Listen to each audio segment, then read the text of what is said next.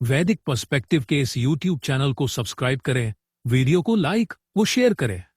ओम त्रिह नः रयिं वहतम् अश्विना युवम् त्रिह देवताता त्रिह उत अवतम धियः त्रिह सौभगत्वम् त्रिह उत श्रवांसि नः त्रिह अस्थम वाम सूरे दुहिता आरुहत रथम।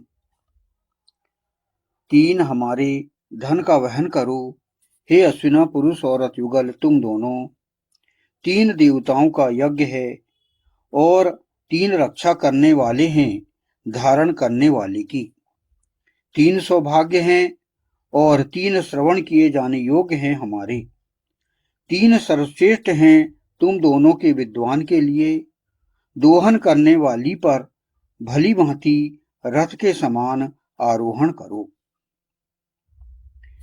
यह मंत्र ऋग्वेद के प्रथम मंडल के 34वें सूक्त का पंचम मंत्र है और कहीं कहीं बताया गया है कि उसको आपका जो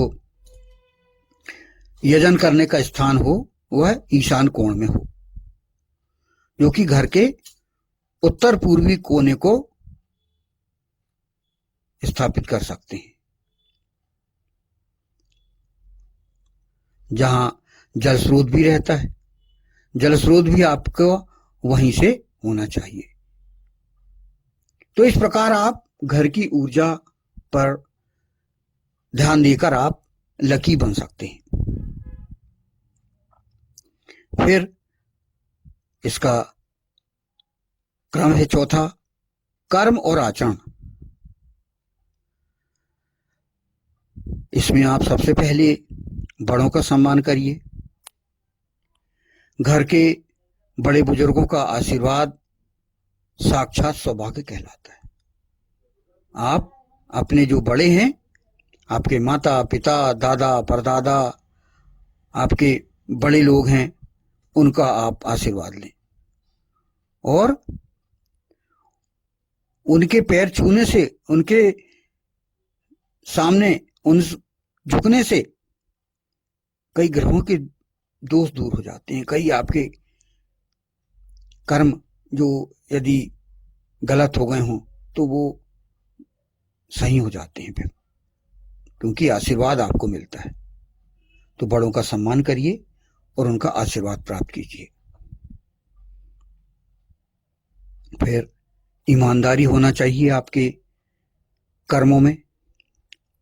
नीति और न्याय के साथ कमाया गया धन ही घर में सुख और सौभाग्य लाता है।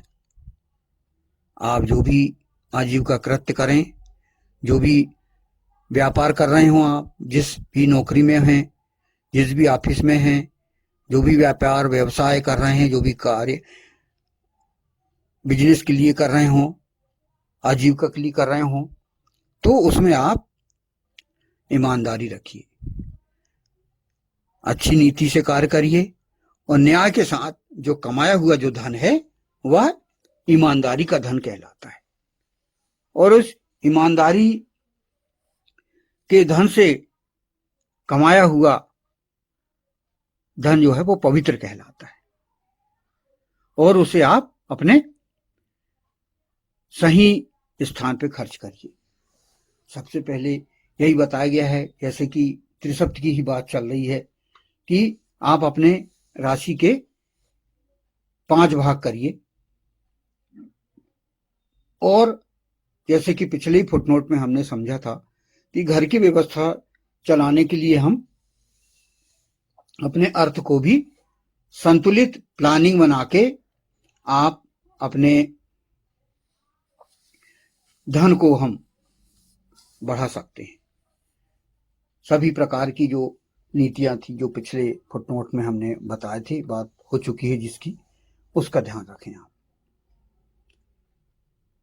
तो इस प्रकार हमने ये समझा कि हम सौभाग्यशाली कैसे बन सकते हैं, हम अपने किस्मत और लक को किस प्रकार बढ़ा सकते हैं, बना सकते हैं। इस पंचम मंत्र के अगले फुटनोट में कहा गया है, और 3 श्रवण किए जाने योग्य हैं हमारे। मंत्रांश है, त्रिह उत श्रवांसी नह। त्रिह अर्थात 3, उत अर्थात और, श्रवांसी अर्थात श्रवण किए जाने योग्य हैं, नह अर्थात हमारे। जो ईश्वर हैं, ईशान परम परमात्मा है, वह हमारे से अपने आप को संबोधित कर रहा है कि जो ईश्वर के जो 3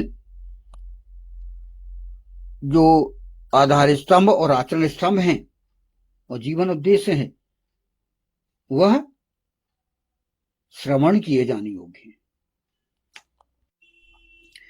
इसका यहां पर भाष्य किया गया है, इसका श्रवण किया जाना आवश्यक है। इन्हें जितने लोगों तक पहुंचाया जाए उतना ही जन कल्याण और जनहित संभव है। अतः स्वयं इनके विषय में श्रवण करें तथा अन्य लोगों तक इन्हें पहुंचाने का प्रयास करें। तो ये जो बातें हैं, वेद की बातें हैं, तो उन्हें आप स्वयं तो सुने ही और दूसरों तक प्रसारित करें। जैसे कि हमारा जो वैदिक पर्सपेक्टिव का चैनल है, यही कार्य कर रहा है और इस कार्य के माध्यम से हम लोगों तक वेद की बातें पहुंचा रहे हैं विश्व स्तर पर। और आपको हमारी ये जो बातें अपील होती हैं, तो आप इसको सब्सक्राइब करें और लोगों तक पहुंचाएं, अन्य लोगों तक शेयर करें। इसी मंत्रांश के अंतर्गत हमारे यह कार्य चल रहा है।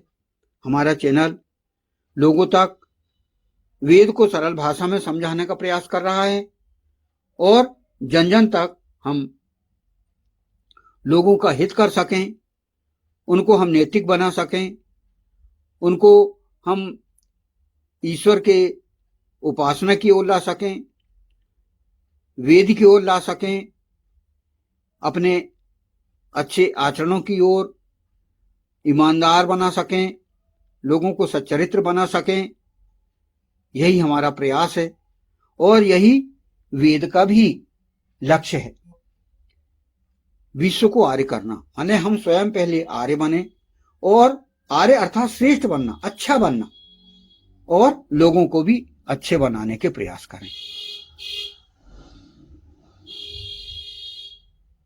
तो हमारे यह प्रयास आपको अपने मन मस्तिष्क में अपील होता है, तो इस पर आप कमेंट करिए और हमारा साथ दीजिए।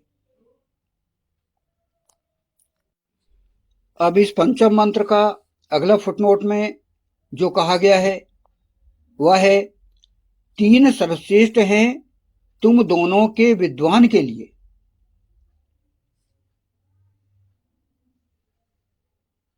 त्रिह स्थम वाम सूरे। यहां पर इस विषय में कहा गया है कि अश्विना पुरुष औरत युगल को सर्वश्रेष्ठ का जीवन में पालन करते हुए विद्वानों के संपर्क में रहना आवश्यक है, ताकि इस जीवन शैली के समस्त पक्षों पर विद्वता पूर्वक विचार विमर्श और चिंतन किया जा सके। यहां पुरुष औरत युगल को कहा गया है, दंपति को कहा गया है, पति पत्नी को कहा गया है कि अपने जीवन को सफल बनाने के लिए सर्वश्रेष्ठ का जीवन में पालन करते हुए विद्वानों के संपर्क में रहना आवश्यक है। क्योंकि हम स्वयं स्वाध्याय करके वेद को हम या शास्त्रों को हम अपने स्वयं के दृष्टिकोण से समझ तो सकते हैं, किंतु बहुत सी बातें हमें समझ में नहीं आती, वो क्लियर नहीं होती वो बातें। तो हमें अपने से अधिक जानने वालों से संपर्क करके पूछना पड़ता है, ताकि हम हमारे जो शंकाएं हैं उनको हम समाधान कर सकें। इसके लिए यहाँ पर कहा गया है कि आप विद्वतापूर्वक विचार विमर्श और चिंतन करिए। विद्वानों से, अपने से अधिक जानने वालों से आप संपर्क करिए, क्योंकि गृहस्थ जीवन हेतु जो भी श्रेष्ठ व्यवस्था हो वह प्रत्येक दंपति तक पहुंचनी आवश्यक है।